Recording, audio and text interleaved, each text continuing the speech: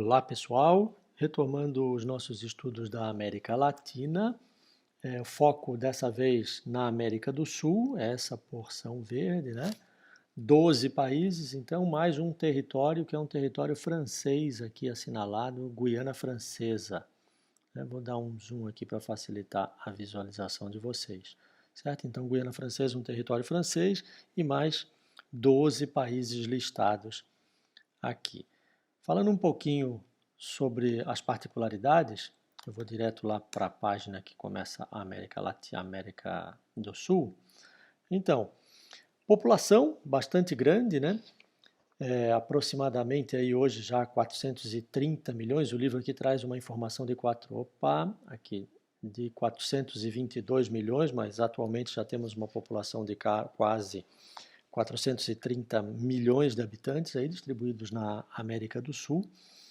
Muita água doce, né? Como o livro aponta aqui, temos quase 30% da água doce do mundo. Muitas florestas, né? A floresta amazônica está aqui. Sobre a população, uma população bastante miscigenada, né? Inicialmente, os povos nativos, lá a gente já falou um bocado deles, vários povos indígenas, né? Grandes civilizações também nativas aqui, como já chamamos a atenção, os incas, os maias, os astecas.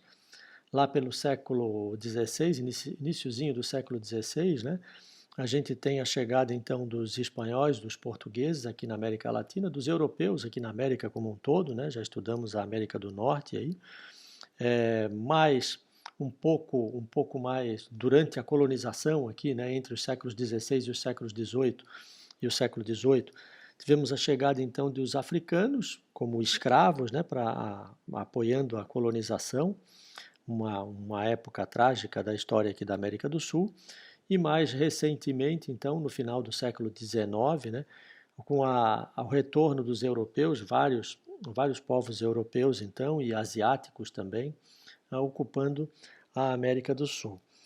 Do ponto de vista político, é preciso destacar aqui, quando falamos da América do Sul, que desse período aqui, entre 1950 e 1980, existiram vários regimes militares funcionando aqui na América do Sul, né? Todos eles, de forma geral,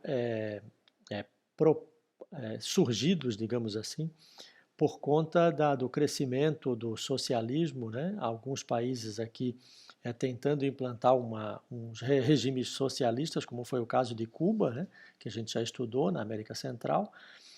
Os países aqui da América do Sul também passaram por esse momento da tentativa de implantação de regimes socialistas, como já estudamos anteriormente lá nos primeiros capítulos do nosso livro.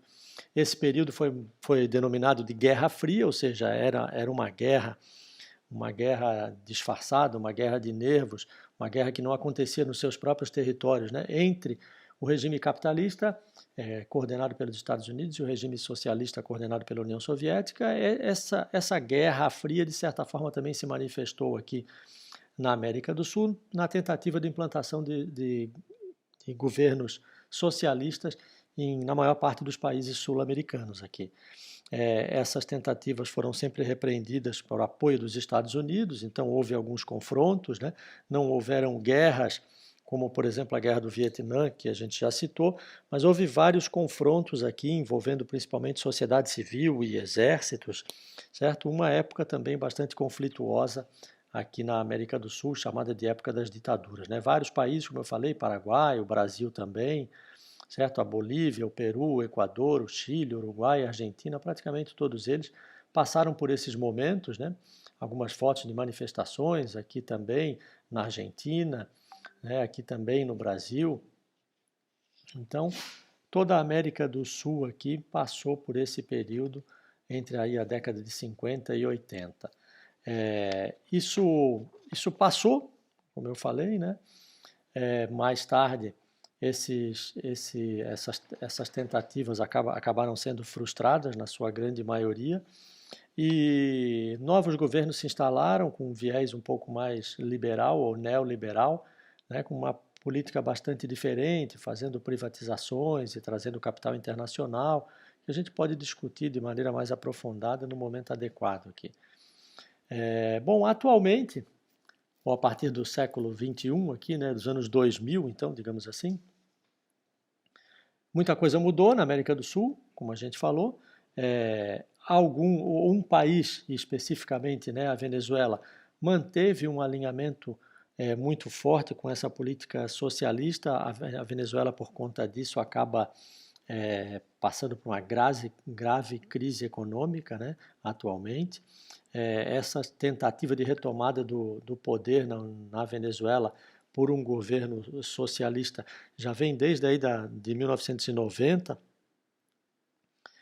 e se manteve, houve uma troca de governo, né? Mas ainda assim, governos com o mesmo viés, colocando todos os seus esforços na produção de petróleo. A Venezuela hoje é um país que vive basicamente do petróleo. É um país membro da OPEP, né, da Organização dos Países Exportadores de Petróleo. Hoje já teve uma importância muito grande na OPEP. Hoje, na verdade, aqui no contexto da América do Sul, a Venezuela está aí entre quarto, quinto ou sexto maior produtor de petróleo, quer dizer, perdeu bastante. O Brasil hoje é o maior produtor de petróleo aqui da América Latina, né? Seguido pelo México. E essa política atravessada da Venezuela aí é que acabou causando toda essa perda de expressividade no cenário internacional e inclusive entre os países exportadores de petróleo, na OPEP, né? Para que vocês tenham uma ideia, a Venezuela, em números de hoje, está produzindo petróleo mais ou menos como produzia lá por volta de 1940, 1950. É uma produção bem inferior. Hoje a Venezuela, aí, como eu falei, deve estar lá em sexto ou sétimo lugar aqui na América Latina. O primeiro produtor, o maior produtor de petróleo, então, o Brasil, o segundo, o México, o terceiro, a Colômbia, então, que é o próximo país aqui da lista, né? A Colômbia, uma característica a ser destacada é a existência das FARC, né? FARC, Forças Armadas Revolucionárias da Colômbia. Esse foi um grupo armado, hoje já não existe mais, foi transformado num partido político, mas foi um grupo armado que também, nessa tentativa da implantação de governos socialistas na América do Sul, empreendeu várias batalhas, vários combates internos ali na Colômbia e gerou também bastante prejuízo. Esses combates, né, geraram também bastante prejuízo para a Colômbia como um todo. Mas diferente da Venezuela, que tem sua economia baseada exclusivamente no petróleo, a Colômbia também é um produtor de petróleo, mas a Colômbia também um produtor de café, um produtor de carvão também, carvão mineral, ouro, esmeraldas, o maior produtor de esmeralda do mundo hoje, né? A Colômbia, grande produtor de flores também, inclusive exportador de flores, principal exportador de flores aí para os Estados Unidos. Então a Colômbia acaba tendo uma situação um pouquinho diferente. Seguindo, aí a Colômbia também é interessante chamar a atenção, né? Muito forte no petróleo. Aliás, no petróleo, não, desculpa, no turismo, né? O petróleo eu acabei de falar, mas no turismo também, o turismo que cada vez cresce mais aí no território colombiano, por conta de mudanças na política, né? Na tentativa de extinção da vinculação do nome da Colômbia com o narcotráfico, com a produção de drogas, certo? Seguindo então, o próximo país aqui da nossa lista, o Equador. Tive a oportunidade de conhecer o Equador já, um país também muito legal, uma diversidade natural muito grande, também uma diversidade cultural muito grande, sua economia muito baseada na produção de banana, maior produtor de banana do mundo, mas também é um membro da OPEP, então também é um grande produtor de petróleo.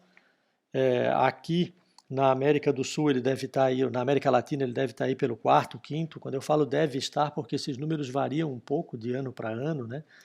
Mas ele hoje é um produtor de petróleo maior do que a Venezuela, por conta dessa crise toda que a Venezuela vive e viveu e vem vivendo nos últimos anos, cada vez pior. Inclusive nós temos uma colega de classe aí que é venezuelana, né? E ela já contou para a gente um pouquinho das histórias de lá.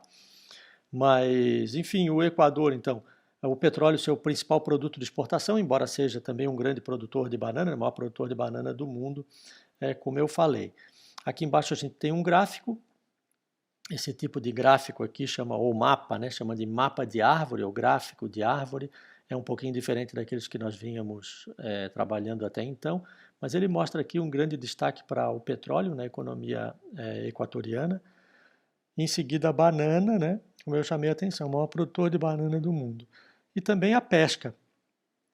Todos esses países aqui da América do Sul que estão voltados para o Pacífico têm na pesca um importante elo da sua cadeia econômica, por conta desse mar aqui, desse Pacífico Sul, ser um mar de muita abundância na pesca. Seguindo, então, o próximo país da lista é o Peru.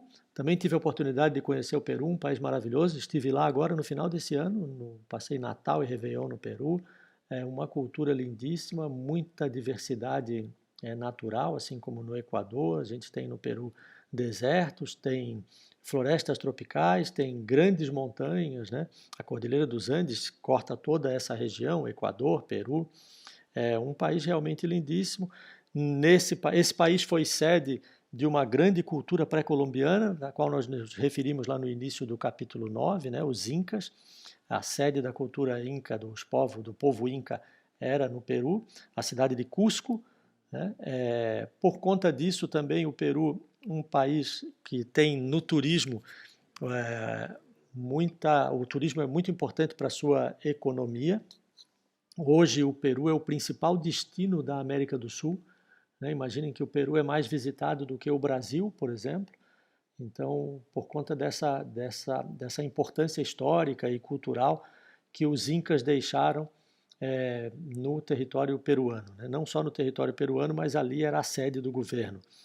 Então, do ponto de vista econômico, cobre, ouro que marcou a colonização, o Império Inca, né, marcou a invasão dos espanhóis aí em busca de ouro, muito. A pesca, como eu falei anteriormente, também muito importante, por conta do mesmo motivo do Equador. O próximo país da lista aqui, então, a Bolívia.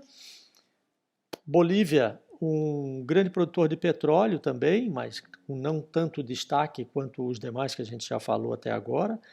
Deve estar mais ou menos aí na mesma onda da Venezuela, por conta dessa crise que a Venezuela viveu. Né? A Venezuela anteriormente era um grande produtor, um importante produtor de petróleo no mundo, né? Maior do que a produção brasileira e tal. Mas a Bolívia, então, é um grande produtor de gás natural. Embora tenha produção de petróleo também, o foco da Bolívia está no gás natural. Inclusive, o Brasil é um grande importador de gás natural da Bolívia. Além do gás natural, um minério chamado zinco, né? Um minério muito importante na indústria.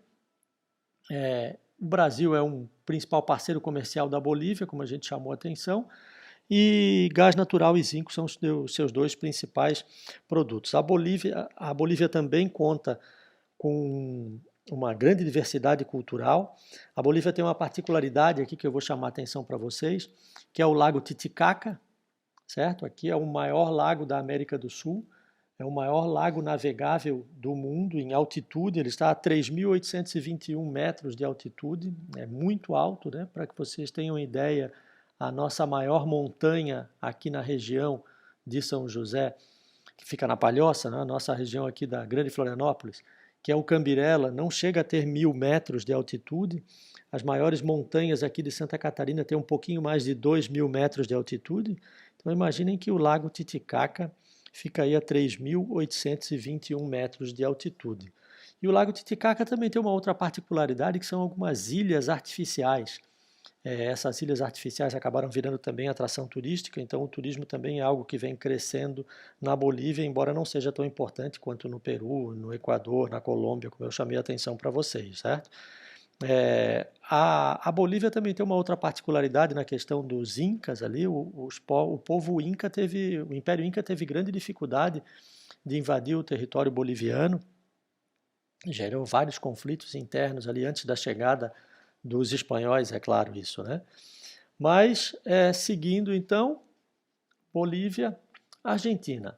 Argentina, nosso grande parceiro comercial aqui na América do Sul, nossos irmãos, somos visitados com grande frequência por eles aí durante o verão, estão passando por um momento econômico também seríssimo.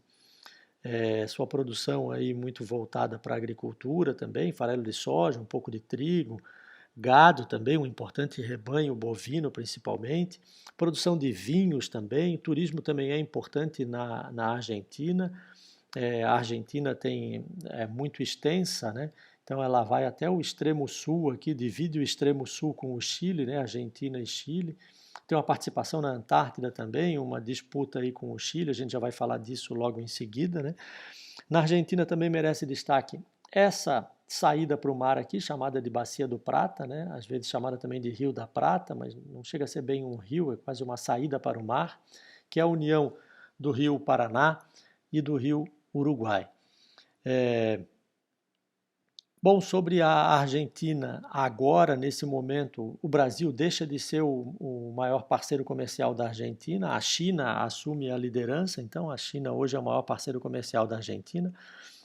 A Argentina que parece também estar virando para um governo meio de viés socialista, e isso acaba preocupando um pouco aqui a América do Sul como um todo, por conta de que as experiências desse tipo aqui não foram muito exitosas, né? A gente tem o exemplo de Cuba, que já falamos, o exemplo da Venezuela, que acabei de destacar, e a Argentina aqui do nosso lado acaba preocupando também.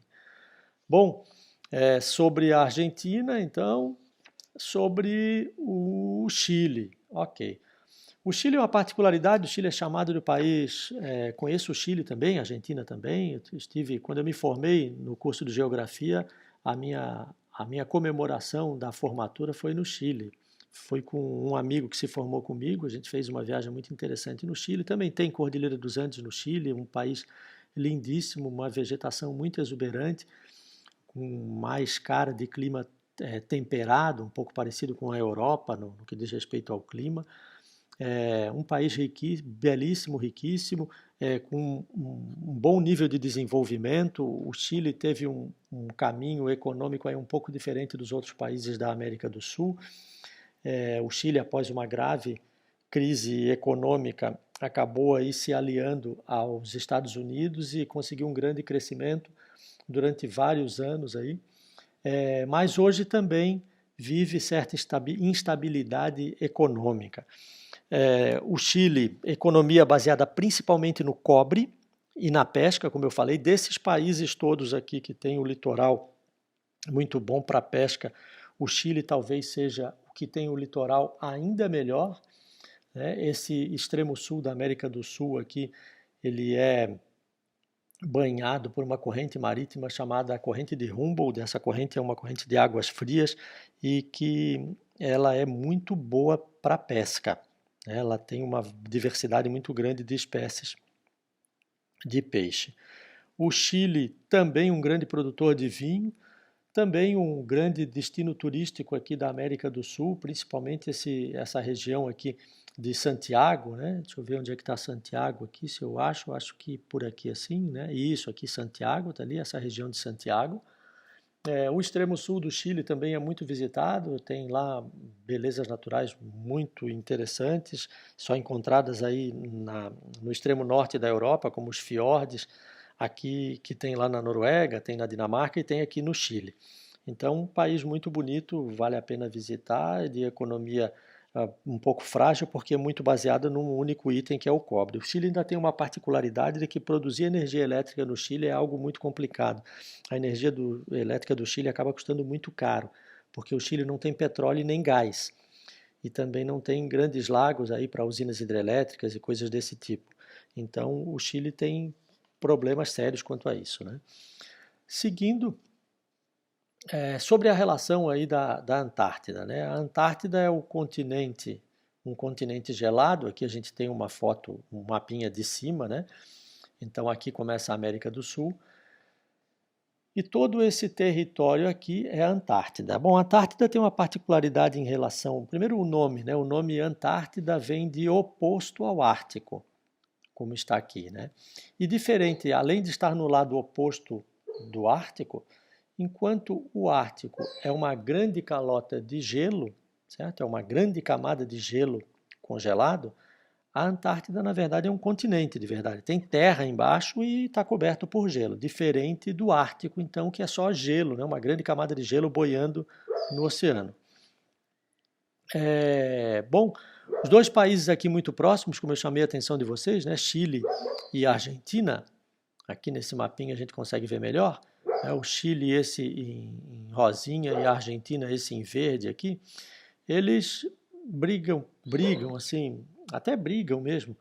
O Chile e a Argentina têm algumas divergências ali por território e tal, mas disputam aqui o domínio de parte da Antártida. Isso não é exclusividade do Chile e da Argentina, Austrália, Nova Zelândia, França, Noruega, todos esses são países que dizem que já estiveram por aqui, né, no passado, seus navegadores já passaram por aqui e reivindicam espaços aqui na Austrália. Acontece que por conta dessas discórdias todas, a Antártida, né, esse continente todo aqui, ó, a Antártida acabou sendo objeto de disputa e lá em 1959, como está destacado aqui, ó, aconteceu um tratado chamado Tratado Antártico, em 1959, entre o Chile e a Argentina, e esse tratado, entre outras coisas, estabelecia então que a Antártida não poderia ser utilizada para exploração comercial. A Antártida que é muito rica também em recursos naturais, em minérios, em petróleo, inclusive, né? E também em pesca, né? Como a gente chamou a atenção antes ali para o litoral da América do Sul, o litoral do lado Pacífico, do oeste da América do Sul. Então, a Antártida hoje, esse tratado determina que não pode haver exploração comercial dos seus recursos econômicos e ela então tem que ser utilizada ou explorada apenas para fins científicos, né? Pesquisas científicas relacionadas ao ambiente da Antártida e à natureza que ali vive, né? Os animais que estão por ali e coisas desse tipo. Vários países têm sede, têm alguma base, digamos assim, na Antártida hoje. O Brasil é um deles, certo? O Brasil também é um dos países que tem base na Antártida. E essa dificuldade de habitar o continente antártico, né, é muito frio, acontecem lá alguns eventos até esportivos hoje, de esportes extremos, assim como maratonas, é um frio intenso e isso acaba dificultando, na verdade, a ocupação e facilitando, digamos, a sua proteção. Embora existiu então a necessidade da criação de um tratado para garantir a proteção do território da Antártida. Seguindo um pouco então, aqui fala um pouquinho do crio. O crio também é um tipo de um camarãozinho, né? Aqui tem um desenho dele, um tipo de um camarãozinho que é muito abundante na Antártida. Ele gosta muito dessa água gelada e ele é base da cadeia alimentar de outros peixes, de outros seres vivos. Também muito importante porque ele purifica as águas, né? Ele filtra a água durante a sua vida, ele está sempre filtrando a água. Para finalizar a América do Sul, então, Uruguai, o último país, o país mais ao sul, aqui, não mais ao sul do Brasil, né? Mas o último país listado aqui. O Uruguai, então, um país também com uma economia, não das melhores, mas uma economia muito baseada na pecuária, né? O rebanho bovino do Uruguai é enorme. O Uruguai tem aí aproximadamente três bois para cada habitante, né? Imaginem alguma coisa assim. A grande parte da sua população, quase metade da sua população, aí cerca de 40%, está concentrada na capital, que é Montevidéu. Então, o Uruguai não é um país muito povoado por todo o país, com a população muito bem distribuída, né? Ela está muito concentrada na capital, Montevidéu.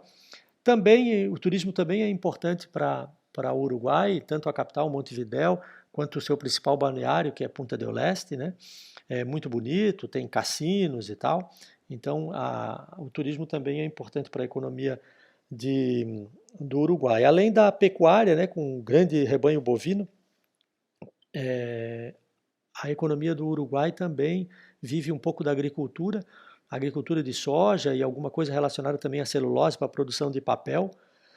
E não é uma grande potência econômica, mas é um país que tem um nível de desenvolvimento bom aqui para a América do Sul, né? Embora também tenha passado por crises, agora, nesse momento exato, também vem saindo de uma crise aí, passou por dificuldades políticas até pouco tempo agora, mas isso parece uma situação bastante comum aqui na América do Sul, né? Todos os países, mais cedo ou mais tarde, se envolveram em crises políticas que acabaram repercutindo na economia e gerando problemas aí que arrastaram a sua população junto. Bom, quando eu falo desses problemas aí, não estou me referindo ao que está acontecendo agora relacionado a essa crise do coronavírus, essa pandemia mundial, né? Tudo isso é antes desse problema que estamos vivendo no momento. Bom, pessoal, sobre a América do Sul, é isso. Eu, como de hábito, fico à disposição de vocês todas as quintas-feiras, das 8 às 9 da manhã, numa live para tirar dúvidas aqui a respeito da nossa matéria, ou então pelo o sistema Educar Web na prefeitura. Vocês têm o link, eu mando toda semana aí para os líderes, eles devem estar repassando para vocês essas informações, certo? E deixo para vocês sempre essas videoaulas montadas, o exercício e um resumo aqui desse material do livro, já que a gente não tem como mandar o livro inteiro, né? Mas eu monto um resumo ali e entrego para vocês. Então eu fico à disposição, quintas-feiras, como eu falei, na live pelo Meet, pelo sistema Educar Web ou então pelo WhatsApp aí via os líderes das turmas. Ok? Um abraço para vocês e até a nossa próxima sessão de estudos de Geografia, capítulo 10, iniciaremos o capítulo 10, unidade 4, agora começando a estudar a África. Ok? Um abração e boa semana a todos.